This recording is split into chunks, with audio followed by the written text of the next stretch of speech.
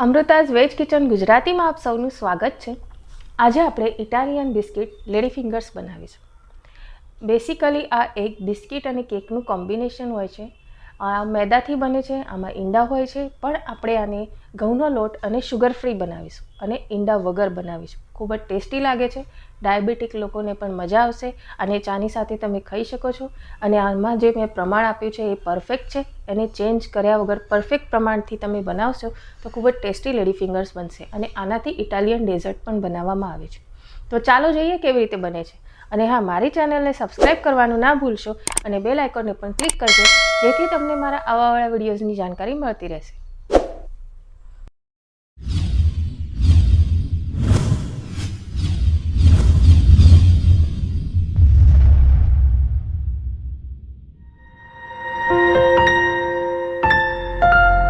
Lady fingers બનાવવા માટે આપણે લઈશું 500 ગ્રામ ઘઉંનો લોટ, દૂધ 200 ml, 60 ગ્રામ શુગર ફ્રી પાવડર, 100 ગ્રામ બટર,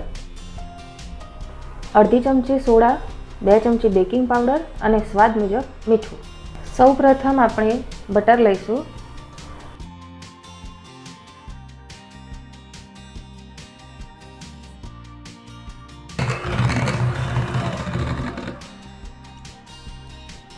હવે તેમાં શુગર ફ્રી નાખીશું.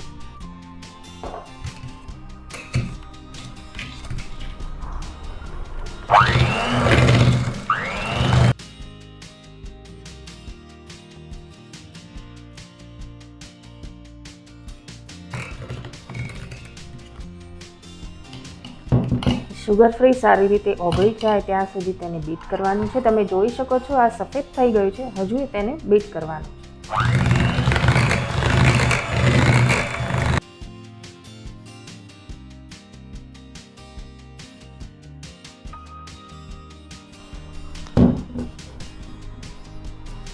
આ સરસ બીટ થઈ ગયું છે. હવે તેમાં થોડું દૂધ નાખતા જઈશું અને થોડો લોટ નાખતા જઈશું.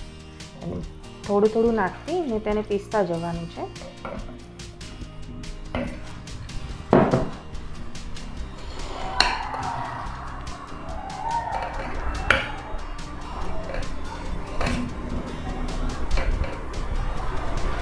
આ રીતે થોડું નાખીને ધીરે ધીરે બીટ કરતા જઈને 500 ગ્રામ લોટ પૂરો આમાં એડ કરી દેવાનો છે.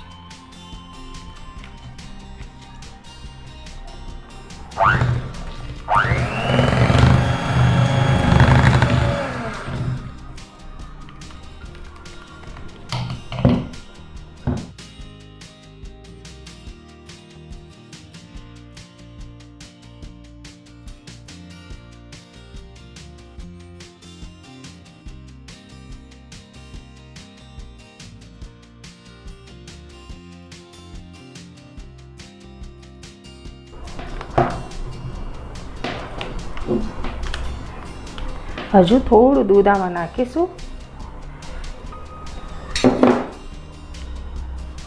સોડા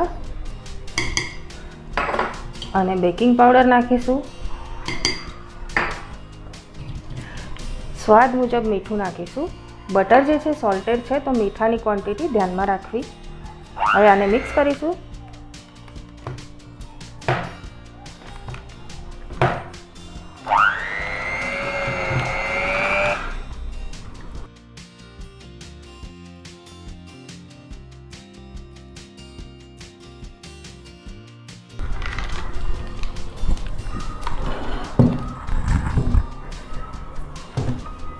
આ મિક્સ થઈ ગયું છે.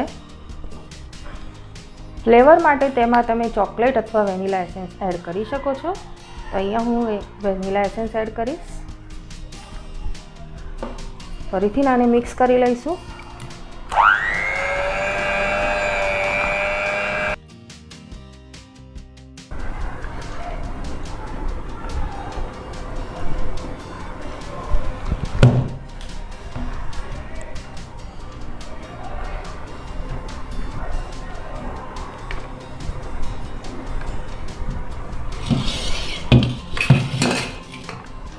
હવે આને એકવાર સ્પેચ્યુલાથી મિક્સ કરી લઈશું.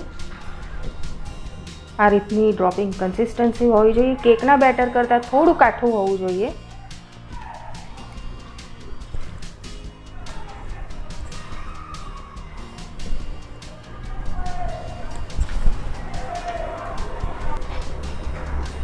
સરસ મિક્સ થઈ ગયું છે. આ બેટરને આપણે કોનમાં ભરી લઈશું.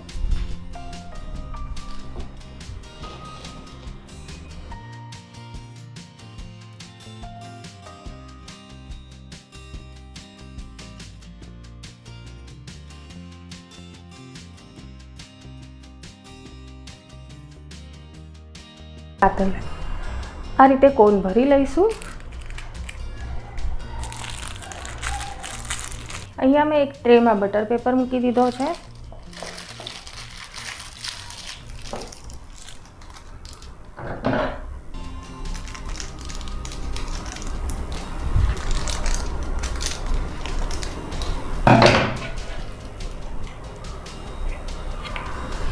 આ રીતનું નોઝલ લીધું છે. આવું ના હોય તો આ જે કોન છે તેને ખાલી કટ કરી દેશું તો પણ ચાલશે. તો હવે અહીંયા આપણે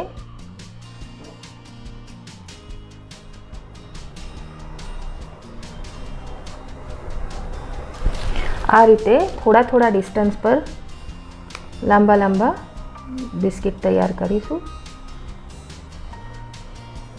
જાડા પતલા કેવા જોઈએ છે એ તમારે જોવાનું છે અને થોડું ડિસ્ટન્સ રાખવાનું છે કારણ કે આ ફૂલશે અને થોડા ફેલાશે પણ.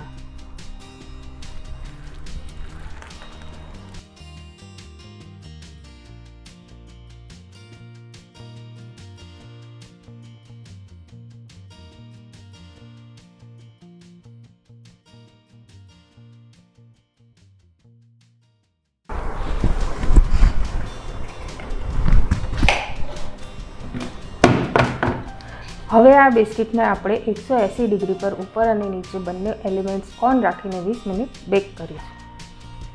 તો તમે જોઈ શકો છો આ બિસ્કિટ સરસ બેક થઈ ગયા છે અને કેટલા બધા ફેલાઈ ગયા છે, ફૂલ્યા છે. તો હવે આને કોશિશ કરીએ કાઢવાની, જો નીકળે તો, નહીં તો પછી ઠંડા થવા દેવા પડશે.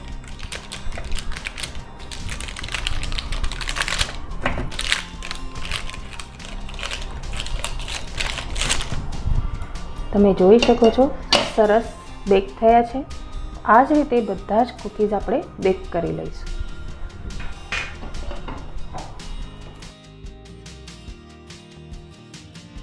તો તમે જોઈ શકો છો કે 500 ગ્રામ ઘઉંના લોટમાં આટલા બધા બિસ્કિટ બને છે. આ બિસ્કિટ બેસિકલી આ કેક અને કૂકીઝનું કોમ્બિનેશન છે. આને તમે 1 મહિનો એરટાઇટ કન્ટેનરમાં સ્ટોર કરી શકો છો. ડાયાબિટીક લોકો આંખ બંધ કરીને આને ખાઈ શકે છે. આ બિસ્કિટ તમે સવારે ચા સાથે પણ ખાઈ શકો છો અને આનાથી ઇટાલિયન ડેઝર્ટ તિરામીસુ બને છે. એની રેસીપી હું તમને આગળ શેર કરીશ જ.